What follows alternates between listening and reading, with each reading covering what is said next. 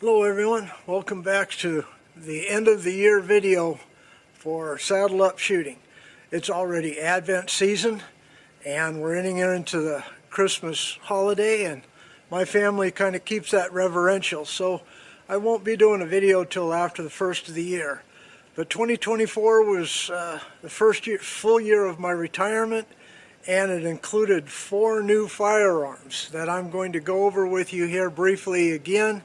And then you can go to my each individual video that I've made on those firearms and the reloading and the ammunition components to get caught up.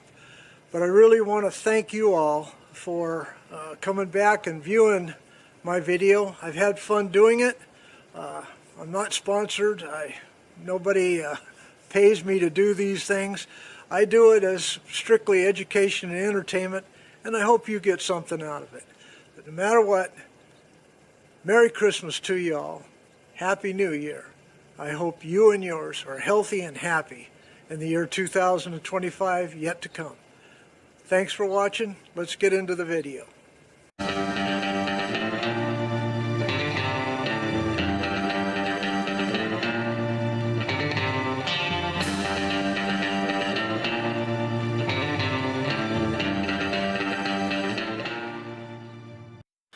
Okay, first up, back in January, I bought this Bear Creek Arsenal chambered in .243. I still love my legacy rifles that are, made out of walnut. Some of those rifles I've owned for over 50 years, and they still shoot well.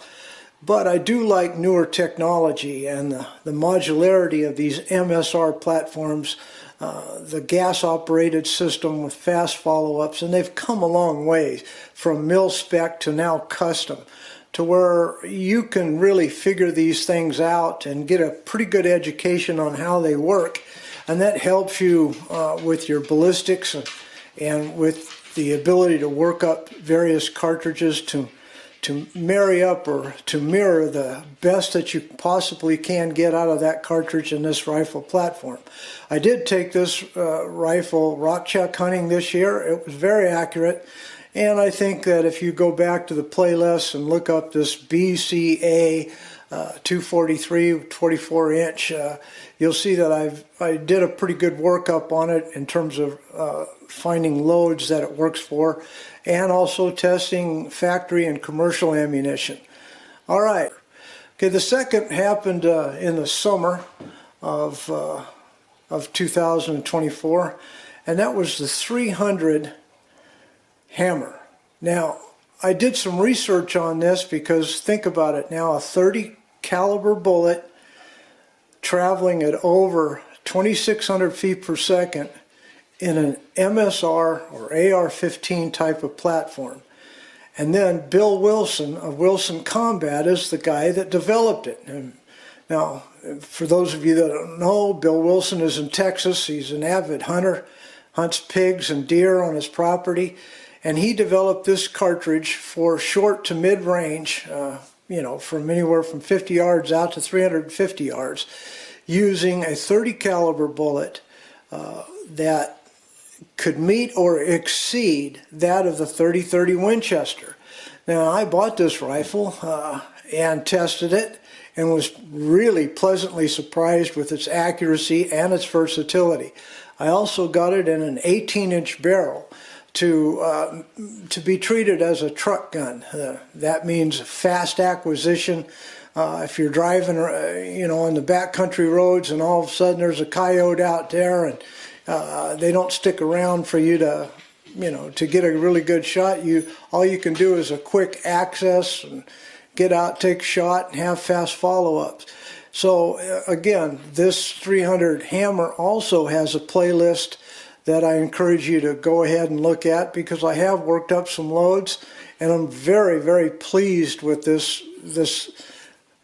small frame, fast acquisition that can shoot anywhere between a 95 up to 130 grain 308 projectile, and at speeds of 2,600 to 2,500 regardless of the size of the bullet. So I encourage you to go ahead and look at that. Okay, this next rifle that I bought, I got pretty excited about this because I got it on auction and I was a pretty low bidder on it, and that is a Seekins Havak Hit, chambered in 6.5 Creedmoor. Now this rifle is set up as a competition rifle, but all competition rifles can be also hunting rifles.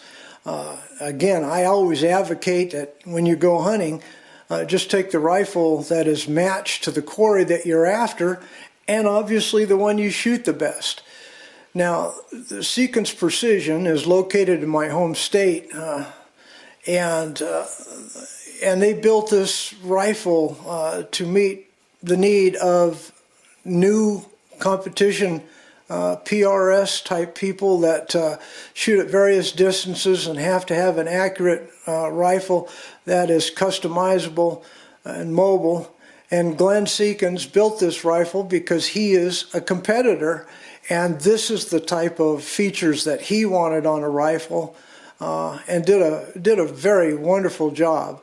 Again, you can go back to my playlist that you can look up the Seekins Havak Hit in 6.5 Creedmoor and take a look at the accuracy the very first time that I shot it. Very, very pleased. The only downside to this rifle is that it's heavy, but it was designed for PRS, and most of those guys add weights to their rifles anyway. But as it's set up and as it's configured, it's just right at 14 pounds, and I really don't mind that very much these days, because I don't go in the backcountry and hike for days and days anymore, and I don't have many of my horses anymore, so that's going to be out anyway. But this is a very, very accurate rifle, very customizable, bolt action, 6.5 Creedmoor, which is fast becoming my favorite cartridge.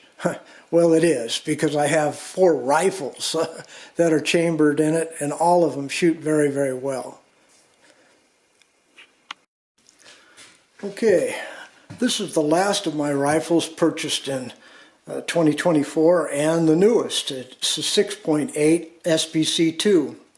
Now, I'm really enamored by this rifle so far. I haven't shot it very much, and I intend to do a pretty thorough workup on it, in the following year that's coming up. So look forward to that a little bit. But I looked into this cartridge. It has quite a pedigree. The 6.8 SPC was developed by Remington for the military at their request, because they wanted a larger a bullet, a .277 caliber, as opposed to a .556 caliber that could hit harder, carry a little bit longer for mid-range distances, and Remington kind of botched it a little bit, and it was sort of rejected by the military. But they didn't give up on the cartridge. They developed a longer lead, changed the chamber dimensions a little bit so that you could get the most powder capacity out of the little bitty cartridge to give it greater velocity for a bullet range between 85 grains all the way up to 140 grain. So I look forward to what this little cartridge is capable of doing.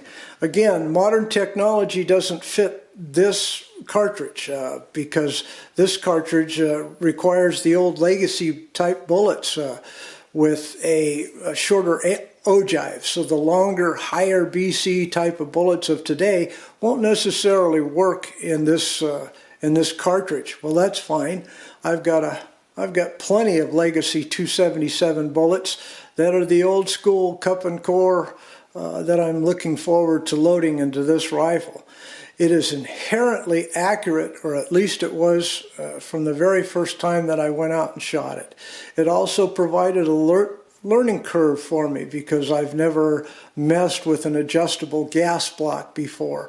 And supposedly you can, with the adjustable gas block, you can, even if you're not shooting with a suppressor, you can fine-tune that to where the rifle is very, very, what am I trying to say? It is very soft shooting, in addition to low recoil, high velocity, covers a lot of background. So look forward to that in 2025 for the follow-ups, and hopefully you enjoy following along with this cartridge rifle combination. Again, let's end up the year, folks, by wishing you all a very Merry Christmas and a Happy New Year. But no matter what, God bless you all. Thank you for your support in this past year. Thank you for your viewership, your likes, your comments. Really appreciate it. See you next year. Goodbye.